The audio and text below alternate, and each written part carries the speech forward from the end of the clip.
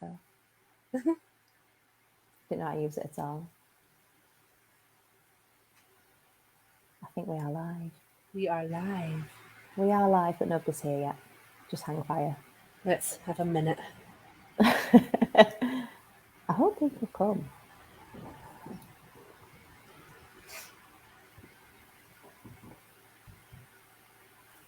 Let me just make sure it's gone on the thing.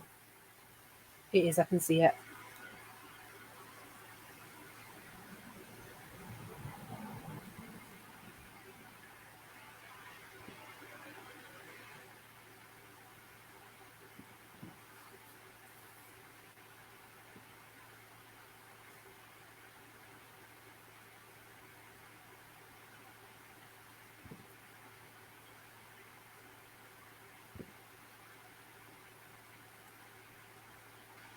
Oh, that was me, sorry. There's we've got a few people, yeah. Just waiting for it to show me some names. I don't know if it does. Hi, everybody. Let us know who you are. We're just waiting a few minutes. See if we get any more people watching, and then we'll get on with this live. Eventually. Gary's here. Hi, Gary. Hi, Gary. It's your turn next week.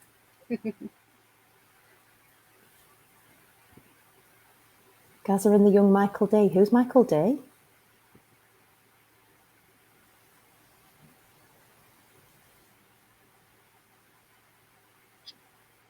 We've got a few people now. Hi, everybody.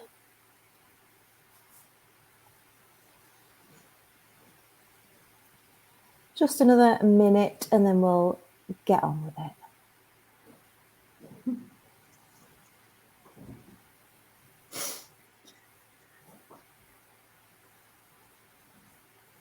Okay. Shall we start? Shall. We shall. Okay. So hello, everybody. I'm Nikki and we've got Gemma and Jolene. Myself and Gemma from Lost Soul Paranormal. And we've got the lovely Jolene Jackson Lockwood with us tonight. Give us a wave, Jojo. Hello.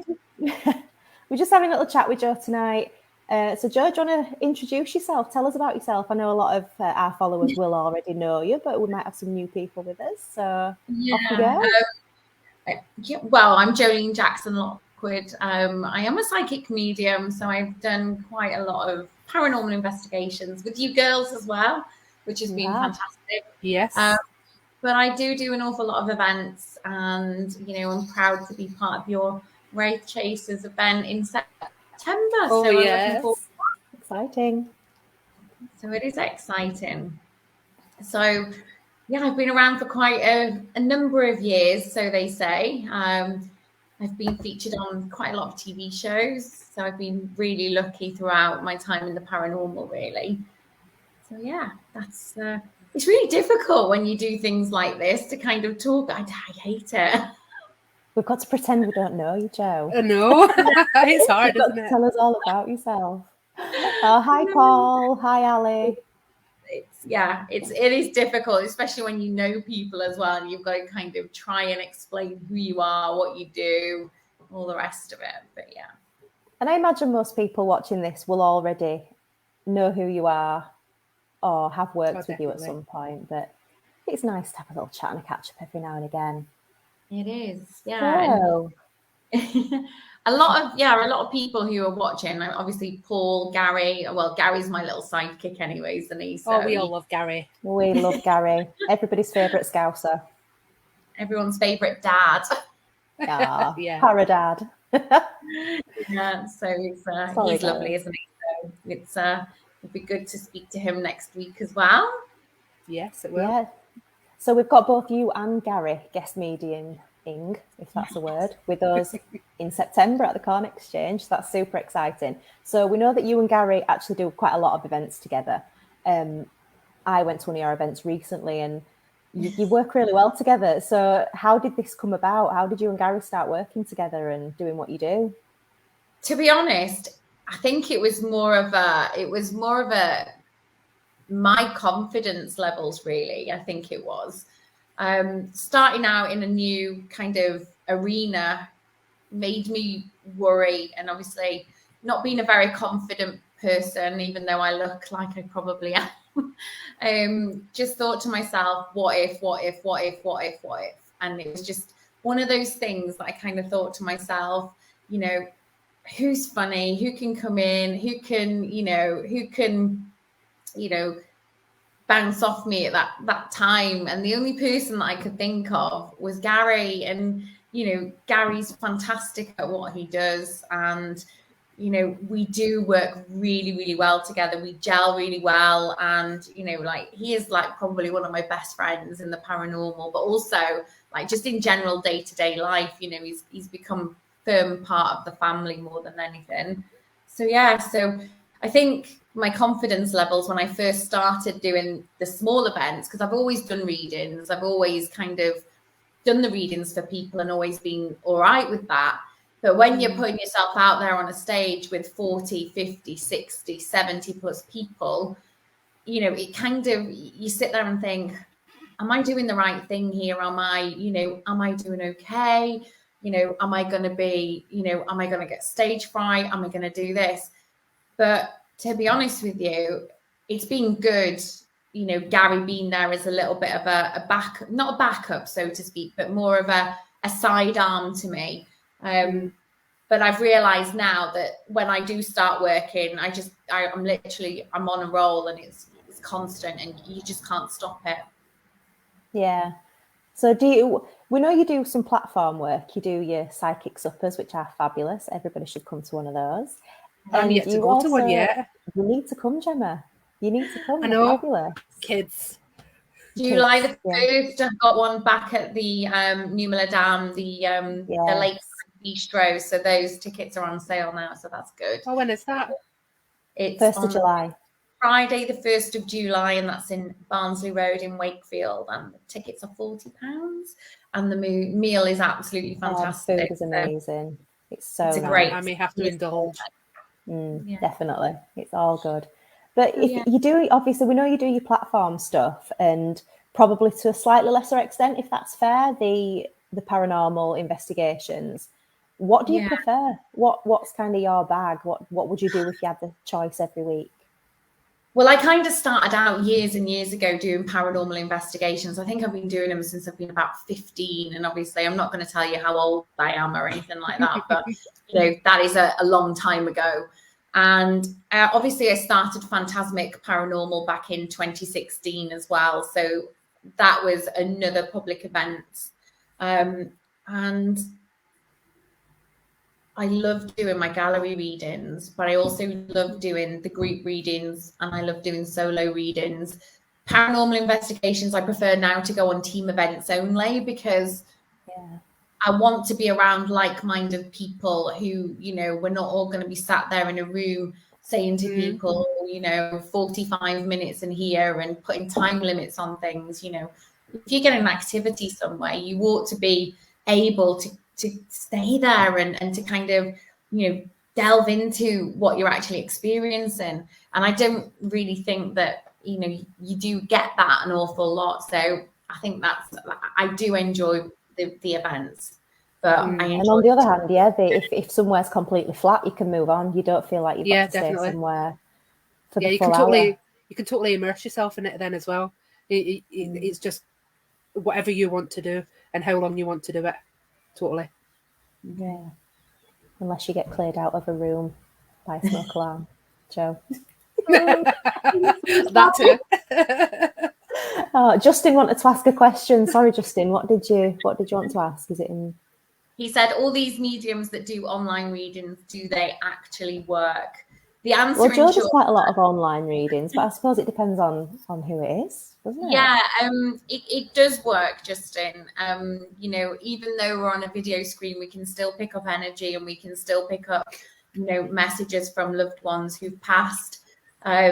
It's no different than me being sat with somebody in their living room or in my house and doing readings. I work on so many different levels. It's kind of like, it doesn't matter. I work on voice vibrations. obviously, if I'm at a gallery event, I can do psychometry.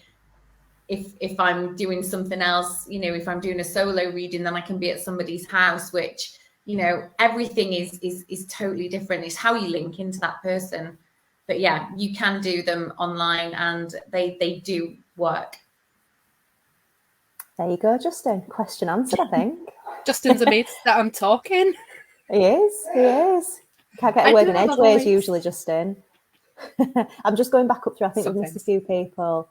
Hi, Sarah. Russ says, where's Rach? Rach has got a load on at the moment. She's absolutely drowning in work, so unfortunately she's not here, but hopefully she'll be here next week for Gary. Hi, Mark. Any more questions? I think that's it. Cool. So, Jo, you go on about, you know, being able to link in and pick up on voice vibrations and things like that. When did you realise that this was something you could do? Oh God, it wasn't me that realised, it was my mum. Obviously being a toddler and playing with people and people thinking that you have an imaginary friend, only for it to turn out to be your grandmother who passed away a week before your first birthday. It was my mum that knew to start off with, because I was playing with my grandma. I think I tend to notice when I was about 4 or, in fact, I was about 5, and I was in infant school, and I just remember looking at my old headmistress, Miss Wilson, and she was walking across the hallway, and as she walked, I just saw this almighty gold like plume of colour, but then also like other little bits of colours like reds and blues and greens. And I was sat there amazed, and I thought, what's that? And for a kid, it's beautiful. And I looked at the lad at the side of me. He was called Carl Howarth at the time. And I said, do you see that? And he was like looking at me like I was stupid. He was like, see what? And I said, all them colours behind Miss Wilson. And he was like, no. And then that was it then. It was kind of like, oh, okay, I can see that, but he can't. So is there something different with me? And then I started to see people, and then I started to hear people. And then it was like a big free-for-all. And my mum started to take me to the spiritualist church when I was quite young. And I was doing, you know, I was talking to people, even I think I was about 7 or 8. And that's what I was doing, talking to people, but just talking to them like I'm talking to you. And yeah, but then my mum had a really big car accident when I was 10.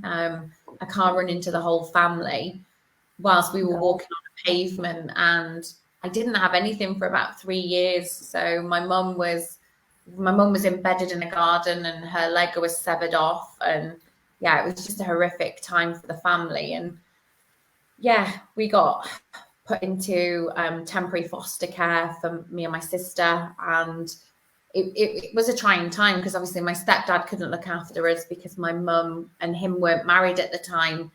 So it was a bit traumatic, really. I can imagine.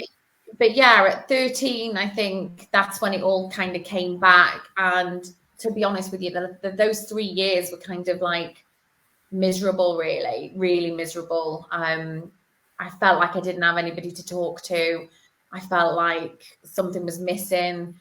And even though you work with spirit on a day-to-day basis, or, you know, you realize that people are there, you know, when you've not got that, it's like just being trapped in just yourself. It's not a nice feeling to have either. And it had a profound effect on me, really. And then at 13, I was a student at Royds Hall High School in Huddersfield, and just remember walking into our photography class, because I used to do photography on a lunchtime. And I just remember my friend grabbing hold of my hand as we walked through the door, and we looked to the right, which was like a huge long corridor, and there was what I can only describe as a nun at the end of it. And she'd got such a beautiful outfit on, but my friend said, did you see her? She walked into the girls' toilets. And I said, I saw her.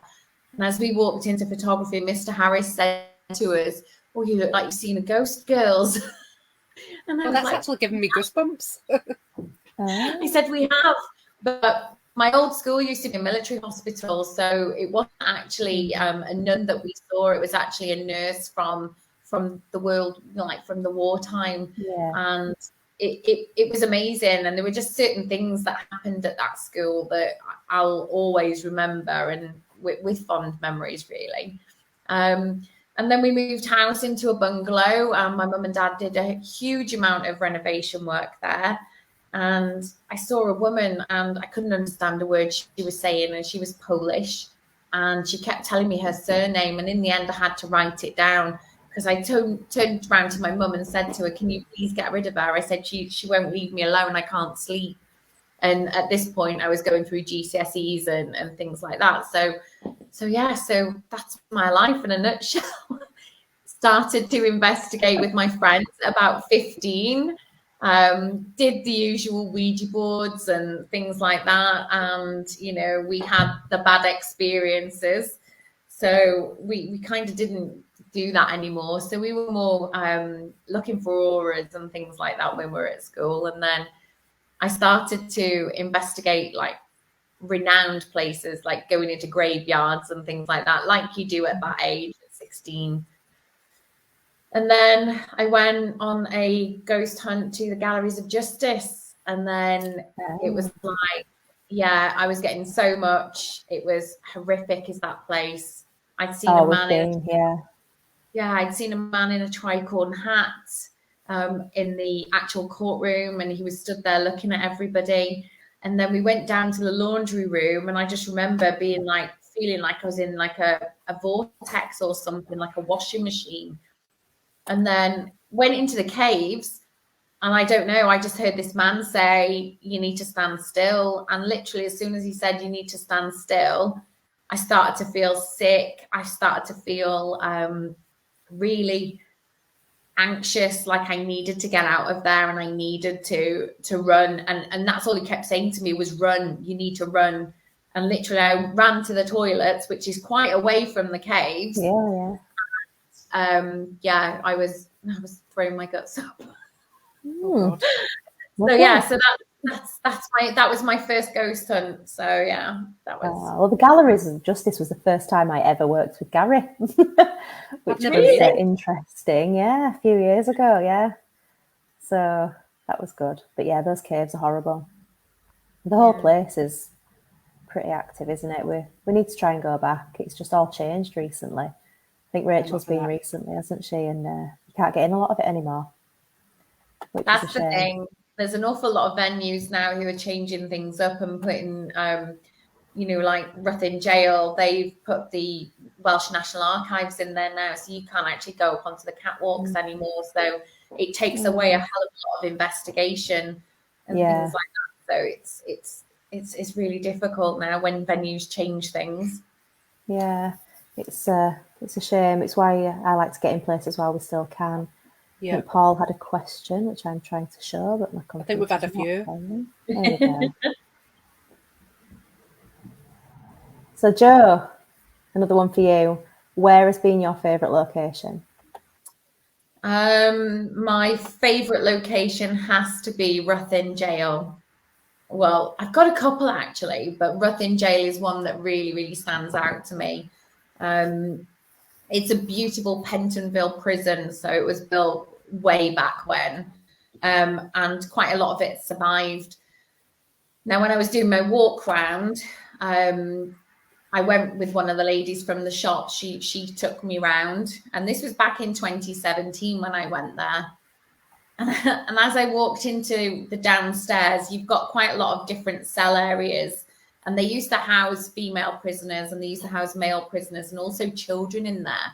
So it's only a small prison, but to house all those people, you think that's a bit, there's too many people in there. And as I was walking around, I felt all right on the bottom floor. It was when I went upstairs into cell, the cell which has like the motion sensor. And as you sort of like walk in, the motion sensor sets off, but I didn't even get there until what I felt was this amorous person touching my leg, touching my cheeks. Like literally I could feel somebody give me a kiss and it was like, whoa, this is not cool. And she said to me, what's wrong? And I said, I just felt like somebody's just kissed me. And literally she said to me, all right, okay then. She didn't say anything else to me.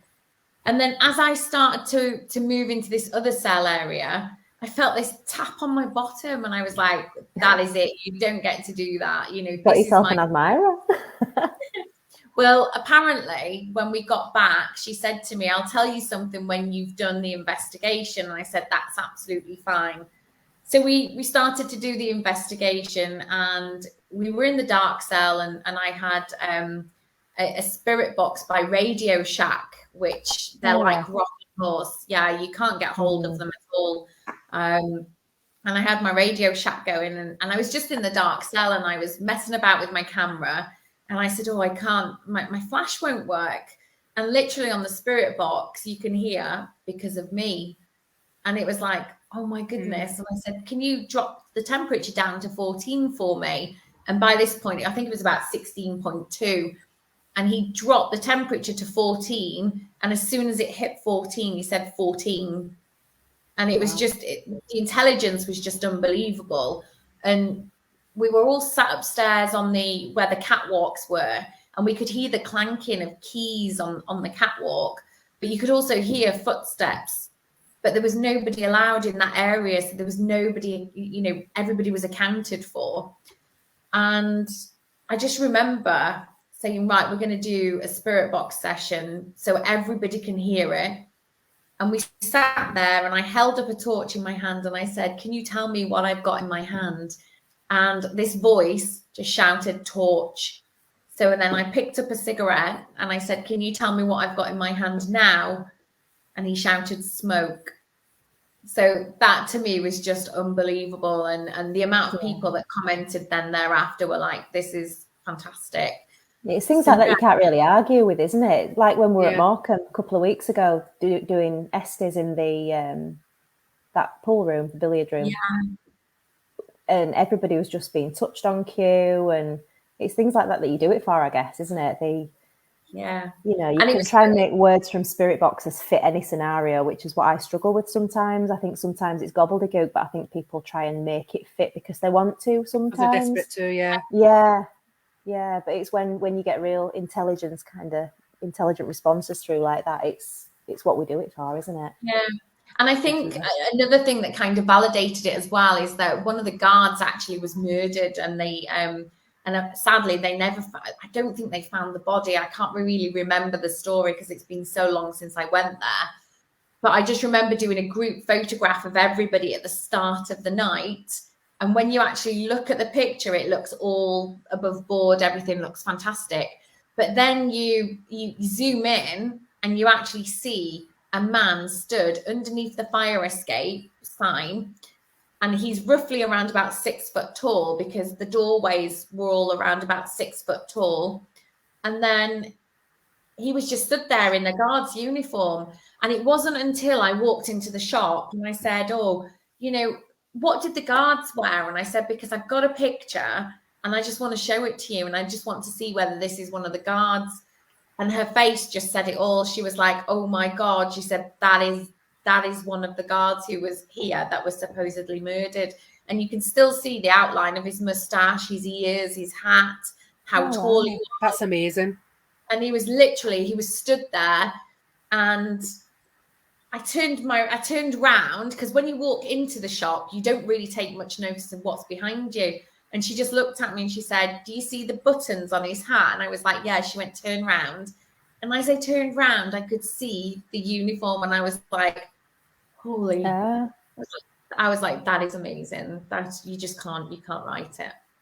No, that's it. And Justin's just said, Nikki and Gemma, the spirit box at Newton. Yeah. We got a lot that night. We did. I've never had interaction like that on a simple SB7, wasn't it? No, yeah, it was. Just sat in basically what had happened is we'd gone into the first room because it were a team share. We could go where we wanted. So obviously everybody went straight to the Naughty Boys corridor. They all went to the creepy places that are a bit renowned. We went into the first room we could find. It had obviously been like a bit of a day room or something at some point. And there was a table there. So we just set out all the stuff. And that spirit box, it was, what did it say? Something. Oh, it was straight away, wasn't it? We asked a question. It came through and said, they scream. We asked, what screams? And then a few seconds later, children. It said children clear as day, and then we had a baby crying immediately after that coming straight through. It was just also one thing after the other. It was, I've never heard any. I mean, you get things through on the spirit box, but that series of kind of responses. It was straight after each other, and the same with the EVPs as well. I mean, I got a recording as we were talking. There was a male voice, and all you can hear is "welcome" as we sat down. Yeah, amazing. It was really good. Yeah. Justin did get a bit upset, actually. He's just put in the comments. Yeah, he did. Mark, Doncaster Air Museum. Who did you do that with, Mark? I mean, I've not investigated there. I have been during the day, and I've heard kind of mixed reviews about it. What did you think? Let us know. I'm just going through the comments again. Yeah, I'm having a look as well. There was one comment that we passed from Justin a little earlier. Jolene, Justin asked, can you shut off the spirit world? Is it something that you have to learn to do? I think because I've had it for so long now, it's kind of second nature. It's kind of like I just flick a switch and I'm all right. However, they do happen to get through, and spirit have this knack of, if they want a message to be heard, then they'll just push through anyway, regardless. Yeah. Like yesterday, I was at where was it? Yes, no, on Monday I was at a friend's house, and I gave a message, and it didn't mean anything to me, and she said, "Oh, I wonder if they come through tomorrow night for this medium event that she was going to," and sadly it didn't. So what I said gave the lady comfort, and actually was a lot happier than receiving it on the night. So I can shut it off, yes. But you're gonna have to, being in a prison, working in a prison. God, all day. Yeah, it's a good job you can shut it off, really, isn't it? Yeah, it's gonna be exciting, I think. It will be. It'll be awesome. So, have we got any more questions? Or tell you what, let's talk a bit about the event that you're doing with us. 24th of September at the Corn Exchange in Leeds. We are super excited. It's a venue that we are really, really lucky that we've got exclusive access to. And it's such an iconic Leeds building. Everybody knows what it is and where it is. And we've been lucky enough to get in. We've investigated it once before, and Gary did come with us that night. Mm-hmm. Yeah, he did. Gary came with us that night. And we've got the lovely Joe and Gary coming with us in September. So, Joe, have you been to the Corn Exchange? You'll know where it is, won't you? I used to go shopping in the Corn Exchange in my clubbing days, and we're talking a long time.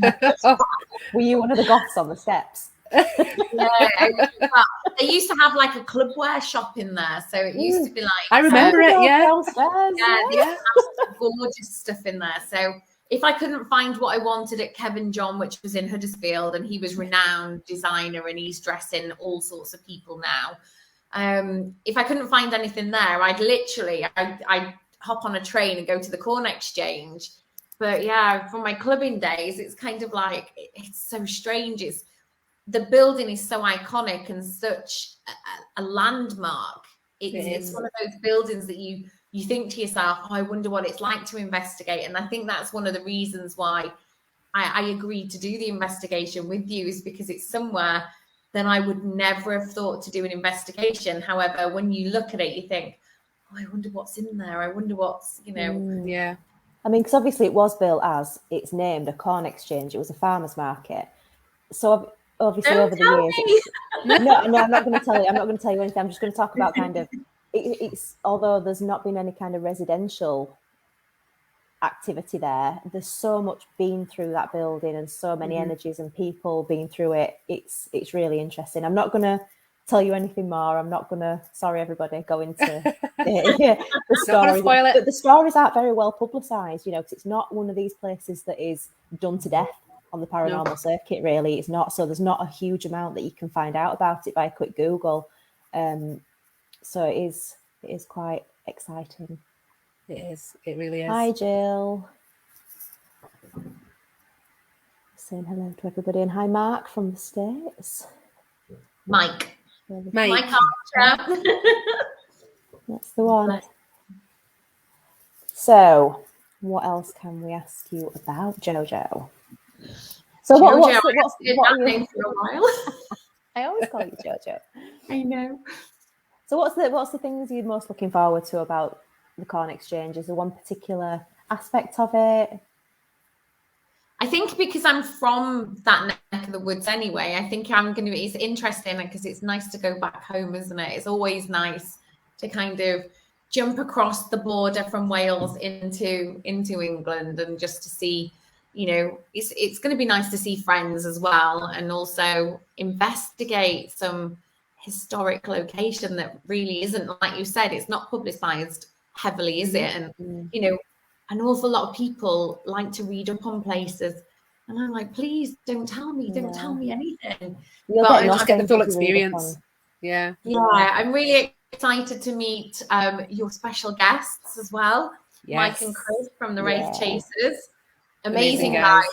Yeah, we've done some, I've done some really good interviews with them previously for the festival. And I know you girls went along to the festival and you met them. So you had a great weekend with them. So I'm pretty jealous. They're a lot of fun. We're going to have a good weekend. They're good guys.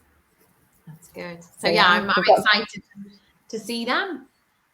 And we've got Gary saying, grab your tickets, folks. It's an amazing location. I fully agree with Gary. Get your tickets. If you go to lostsoulparanormal.co.uk, tickets are on there. There is a deposit and payment option. We just ask that you pay the ticket balance within about 6 weeks of putting your deposit down, but there's not a massive amount of tickets left. So please do be quick if you do want to join us that night. That goes for you as well, Lou Logan, you and Steph. I thought you were going to come with us. And Gail, I do hope you can join us as well. It'd be fab to see you again. Oh, it would be great to see Gail again. It's been a while. Yeah. So, Gemma, have you got anything that you want to ask? I think you've asked all the questions. I'm not sure. I'm normally the one that sits in the back and then just interjects. I'll ask you, just put your 2 pence worth in, yeah? Yeah. What can everybody expect from the event? That obviously that we're going to have Mike and Chris there. There's going to be a chance to meet them, get to talk to them before the event. I think they may even have some merchandise to give away. We're not confirmed that yet. To sell, sorry, should I say. But also there's the chance to investigate with them as well. Everybody will get an experience with them throughout the night. Sounds ominous. The paranormal experience, obviously. But yeah, so it's kind of just see how it goes. But it should be a really good night. Yeah, we're trying to make it so that obviously we've got yourself, Joe, we've got Gary, and we've got Mike and Chris. We will be making it so that every team gets the chance to investigate with each one of you. There's also we're also planning on doing the world's largest ghost hunt that night, which has been organised very conveniently for the same night. So hopefully we'll be doing a little live for that at some point. Yes. But yeah, we're starting out a little bit early with the meet and greet, the photo opportunities, the Q&A session. Just because obviously we're aware that we are bringing Mike and Chris over, and it's them that people are going to want to chat to them. So we don't just want to scoop them off into dark rooms and not have the opportunity to chat, really. So we are going to be starting a little bit early to do that. So it should be fun. It's going to be exciting. I'm excited. Yeah. I mean, we've got some other really cool events in the pipeline as well. We're doing the Haunted Antiques Paranormal Research Centre in Hinckley, which is amazing. June. Is it June? Yeah. June. Yeah. June the 25th. I'm glad you know that, Gemma. And we do still have a couple of tickets left. What? I'd have come with you, but I've got the Tivoli ghost hunt that night. Oh, no. And they've just redone the Antiques Research Centre, haven't they? I mean, we have been before, but it's meant to be even bigger now. So I'm really looking forward to that. We do still have a... What's that? I've definitely been to the Haunted Antiques Museum. It's amazing. It's amazing. I'm not going to say anymore. What's that? I'm not going to say anymore because it's just, honestly, it's so good. I'm yet to experience it. Yeah, it'll be my first time. So, but yeah, we've got the Haunted Antiques Museum. We've still got a couple of tickets left for Keighley on the 3rd of June. That's a team share event. Yeah, that is a Keighley team Underground share. Streets. Team share, or if people who are have you got a haunted Google assistant there? I think so. Yeah, have a look at our I was Keighley going to say event. that's not me. No. Yeah. What else have we got coming up? We have we're doing the Corn Exchange again in October as a Halloween event. That's open to the public as well. I can't recall the date off the top of my head. No, I can't either. They're all on the website, I think. Yeah, they're on the we'll website. Just put the link on there. Yes. Keighley will be great. Keighley is another venue that we're doing. It is team share only. Not strictly you must be an established paranormal team. It's kind of if you're an experienced investigator already, basically. It's not going to be an investigation where we plan and we do teams, and it's not going to be led. But it's a place where not a huge amount of people have access to. It's underneath the Royal Arcade in Keighley, and it's a whole Victorian street. The shop fronts are still there. There's still fittings inside the individual units, and it was sealed up for over 100 years. It's only been rediscovered probably in the last 10 years, maybe. Something like that. It's very much as it was. And there's also the bit at the back as well that's all kind of, it's dark and it's supposed to be shops, isn't it? But it's just like alleyways all over the place. There's a lot of places to investigate. Yeah, it's really, really good. So that is £22 each. So we're trying to do that for a bit of a bargain. Just come and have some fun. That sounds amazing, that street. It really is. It's good. It's really good. You'd be more than welcome if you want to join us. Justin says, are you bringing... Yeah, do you know, like the Edinburgh Vaults? It sounds a little bit like that, with all the shop fronts. Tiny version, like Yeah, it's like a teeny tiny Yorkshire version of the Edinburgh Vault. I want to do the Edinburgh Vaults. Yeah, that's my bucket list. Well, we're going to Edinburgh, aren't we, in October? We're going on the Yes, we are. Yes, on a Blue Rinse holiday. Oh, what? Oh, we're going on the national holidays thing because it's so cheap. We've managed to go for about not even £120 each. We've got travel to and from Edinburgh and 2 nights in a bed and breakfast. Yeah, but we have to go with all the grandmas on the coach. And we're sat at the front of the coach as well. We are, otherwise me and Ashman will be very travel sick. We don't travel well. I can't wait Justin, for people are you to get on the bus. That's one thing I can't wait. I'm being disturbed 1 second. Yeah, these people have never been on a road trip with us before. It might not go down too well. I don't know. I think if Rachel's involved, they'll all be singing. They'll be all headbanging to metal music. You'd be surprised. There's very little metal music on our road trips. It's just pure cheese and power ballads and Tenacious D. I think I like that. We have fun. Oh my God, children. Oh, is Rachel on the chat? I'm absolutely entertaining the oldies on that coach. Yes, you are, Ashman. You entertain everyone, Ashman. Oh dear, and Justin's done the vaults 4 times. Of course you have, Justin. Justin's where is there anywhere Justin doesn't go? Exactly. Is there anywhere he hasn't been? Not really. Every time I see him on Facebook, he's checking in somewhere new. He's a bit like Gary. He's a bit like the Cockney Gary. Gets where water doesn't, that man. Sorry, I'm being distracted by my eldest daughter. Hang on a minute. Hang on 1 second. She wants in on the action, does Ollie? Justin gets where water can't. Oh dear Lord. Sorry. What? Olivia. What she want? You wouldn't think she's almost 15. She's rubbing her face down the glass on the door. I think you need to show us. Oh God, I'm done.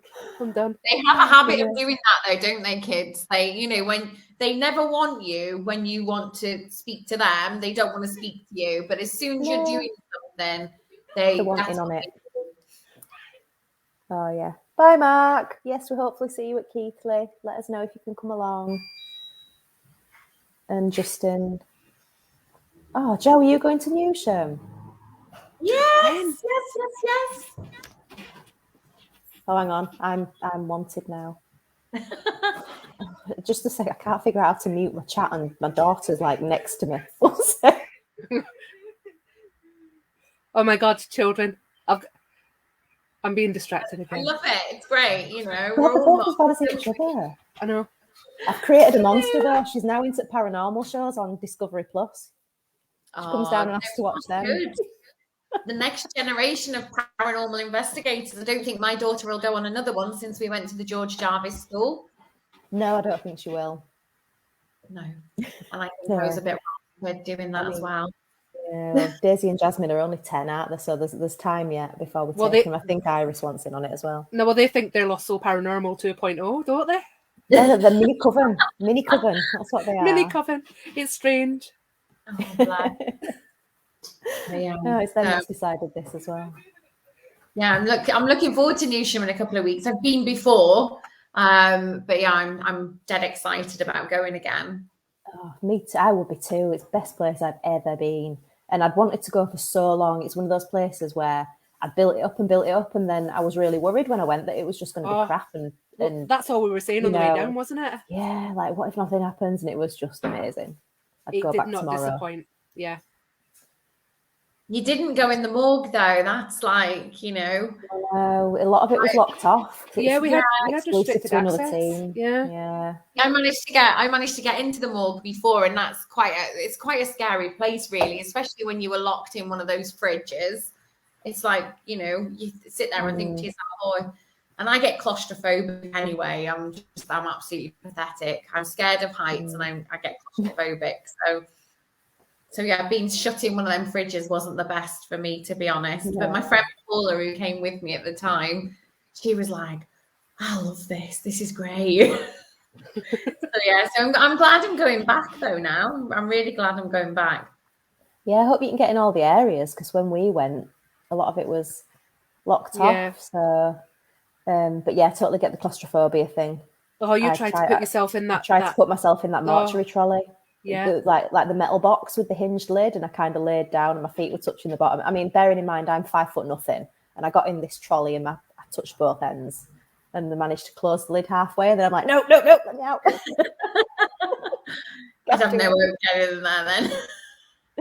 that wasn't the funniest though. It was when you were on that trolley. Oh, the gurney. being whipped around by I made the mistake of laying on this old. In fact, the Nick and Katrina showed it when they did Paranormal Lockdown, because it's still kind of got the outline of a body on it. It's like this old metal mortuary trolley. So I laid on it, as you do. Big mistake when Ashman's there. Because she will just run around the room with it so fast that you don't know which way up you are, and you can't get off. I'm surprised you didn't whip off it. It's so funny. Kristen said that Gemma went weird in the cinema room. Oh, I did? Yeah. We went into the cinema room where all the chairs are just laid out. Everybody was talking, and all of a sudden I was overcome with like a feeling of, you know when you've been given some medication and it makes you really drowsy? Yeah. It was like that, and I could feel everything shut down. I could hear everything going on, but I had my hands on the arms of the chair. My eyes were shut, and I just couldn't move. And it felt like I'd been sedated. Oh, and wow. Whilst everyone was there talking in the dark, I couldn't even open my mouth to say anything. It was awful. And even afterwards, it took me a good 15 minutes to come around properly, didn't it? After I couldn't even walk. Oh. That was one hell of a cinema room, like a peachy colour or something like that. Does it have like a peach-coloured carpet on the floor, or? No, it's that really weird room right downstairs, and it's kind of got fake windows that look out. It's almost like it's. I really don't know how to explain it. It's got like weird curtains up at these little windows that go out onto the corridor. It's odd. It gives the effect of an outdoors. Wow. Yeah, it's weird. Because it's funny you mentioned that, Gemma, because when I walked into the peach room, and I can't like getting my bearings, because obviously going in there, it's like room after room after room, isn't it? But going in there's a peach room that was exactly the same thing, and it was like classed as a day room or something like that. And I felt exactly the same when I walked. As soon as you walked in, it was like you'd walked into somewhere that you'd stepped back in time from. and it was classed as a day room, and people would have sat in there and obviously would have had medication and things like that in there. But yeah, I'm excited to go back. It's gonna be nice. She says. Oh, we need to go back. Very nice. We do need to go back. We do need to go back. Cool. Hey, Sophie. Bless her. She's ever so lovely. She's who, sorry?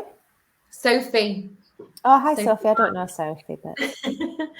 Yeah, I know her quite well. She's lovely. Bless her. Oh, fabulous. So, yeah, there's an awful lot of events coming up, though, like in the future, isn't there, as well? You know, guys are doing quite a lot over Halloween. And I think I've got my first team share. My first ever team share that I'm doing at HMS Warrior. So that's really? Yes. When's that? Yes, October the 8th. And this is the reason now. It was going to be the 10th of September, but because you guys had the Wraith Chasers, I think the people must have realised and cancelled my 10th of September one because they got a better offer. So they've actually said to me, it's going to be the 8th of October now. So yeah, so it's going to be. Got it again in the new year, haven't you? No, I'm going to book it again.